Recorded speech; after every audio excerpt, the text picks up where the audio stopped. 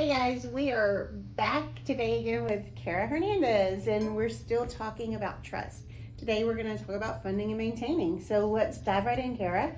Okay. Let's start with funding. Okay. And what does that even mean? I have a trust, and now I have to fund it. Right. Perfect.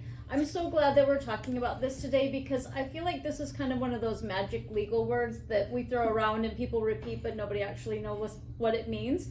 And so I finally have come up with kind of a visual aid for my own clients. This is literally the bowl that sits on my conference table. And this is how I describe a trust. Okay, so I'm going to take all the pens out. And on the day that we create your trust, basically the way we do that is we have already had a long conversation about what do you want, who are your people, what's important to you, and I have created the legal document that is a trust. Then you sign it, and then you have created a trust. So let's pretend that this is your big gorgeous trust. What's wrong with it?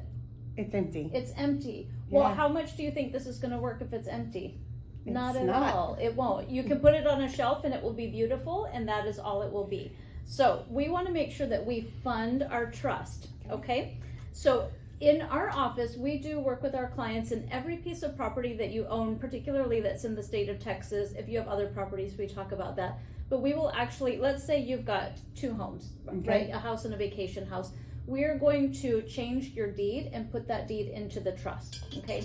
And our office will also help a little bit with your CAD transfer. If you've got homestead on that, we work with you on that because it can be a complicated process.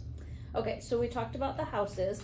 If you have bank accounts, let's say checking, savings, etc., you're going to, the very best thing you can do is to actually change the ownership of your account to your trust. That is the most powerful thing to do. Interesting. Yes. I had no idea. Well, and it involves a trip down to the bank. And I do have some clients who will tell me, I'm not going to do that. I say, okay, I totally get that. So second best would be at least change the beneficiary on your accounts, right? So that's at least moving it after you're gone into the trust.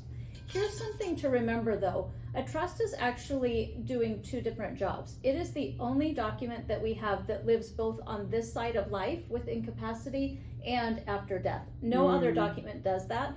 And so a trust can help take care of you if you are long-term incapacitated or if you have long-term dementia, Parkinson's, Alzheimer's, etc.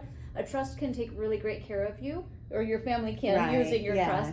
And then of course afterward, if your trust is fully funded, then it can keep your family out of probate, which is out of a court hearing after you pass away. Which also keeps it private, correct? Yes, also keeps it private. I never promise people that we can totally keep you out of probate because what if, oops, we left one of these guys out and we forgot to actually put it into the trust. We might have to go through probate just briefly to get this. Let's say a life insurance policy. I find that those are the ones that get loose.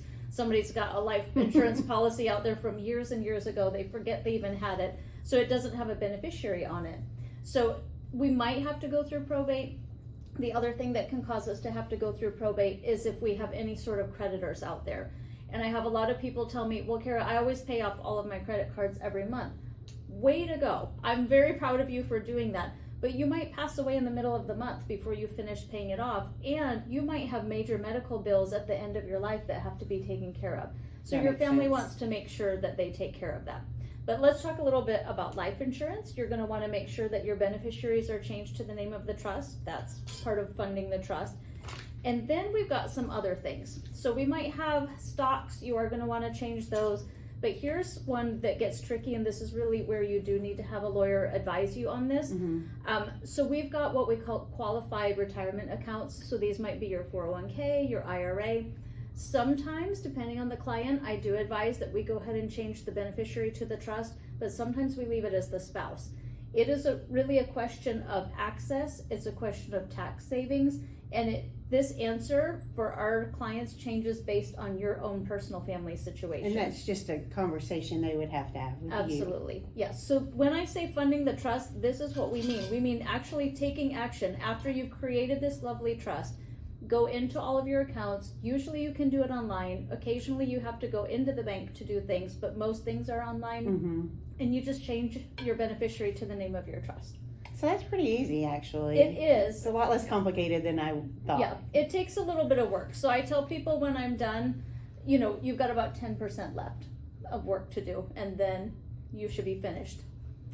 This is also about the upkeep of the trust. You know, if you get a new bank account, then you need to make sure that it's updated to the trust. Okay, and that takes us right into the next part, is maintaining that. Yes. And so we're always having to make sure if bank accounts change or beneficiaries change, Yes. that we need to Yes. make sure we're having a conversation with you or whoever's maintaining our trust for us. Exactly. I see this a lot also with real property, and that's where it's especially important, because real property is the number one thing that will send our family through probate, through the court after we're gone. It might be a rental house that we bought. It might be a beach house that we bought. It could also be property that we inherited. So we need to deal with any property, and that's a great time to, as part of our maintenance review, just have a peek and make sure that we're all up to date.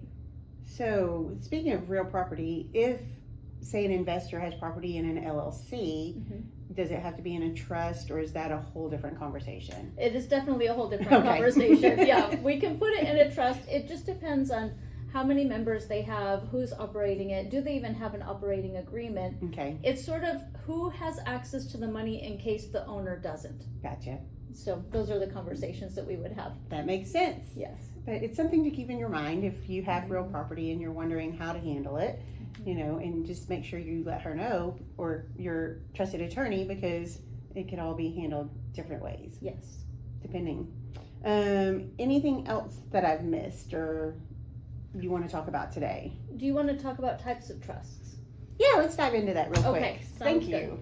So there are hundreds of types of trusts, but most of the types of trusts that people understand about are two specific kinds. The first one is a revocable trust, and the second one is an irrevocable trust. They are what they sound like. Revocable means that you can change it, you can actually get rid of it if you want to. Perfect. Irrevocable means it's locked into place.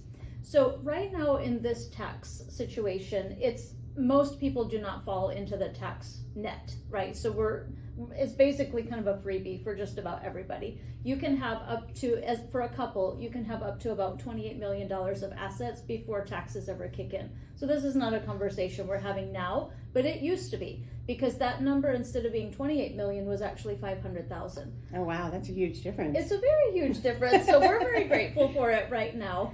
And why did that matter? Because anything that people owned over 500,000 is taxed at the highest tax rate. And depending on the administration, that is usually an average of about 37%, but it can be 50 to 60 or higher percent.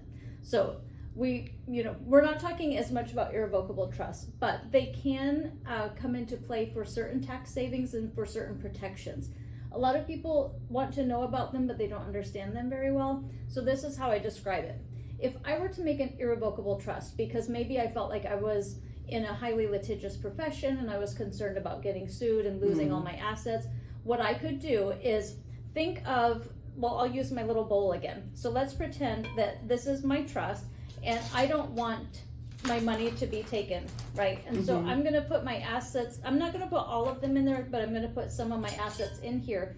And I'm going to say, Jennifer, could you hang on to this for me? And sure. Yes. Thank you. Yeah, thank you. But you're my trustee. So you have a fiduciary duty to take really good care of my trust and my assets that are in there. And I might ask you occasionally, hey, Jennifer, I need to start a new business. May I have some money? Okay. And then if it's an acceptable use of the trust, you might give me some of my money back. A lot of people say, what? I don't like that. So for most people, it's not a great idea to have an irrevocable trust. Also, people often really don't understand it, and then later they want to get rid of it. Well, it's irrevocable. There's a reason for that. And so you want to make sure that you have enough assets and that it would be a good idea to do that. We don't usually use these. So what we do is we do a revocable trust where this is in my control. And I call it kind of like a hokey pokey trust, because you can put things in and you can take things out. All right, so you can change it, you can do whatever you need to with it. It's very, very flexible. So it can be a really great tool for a lot of people. And that's the difference between an irrevocable and a revocable trust. Perfect. So today we covered funding a trust, maintaining a trust, and the different kinds of trust. So if you need more information, reach out to me directly or reach out to Cara, and her information will be listed on the page at the end. Thanks.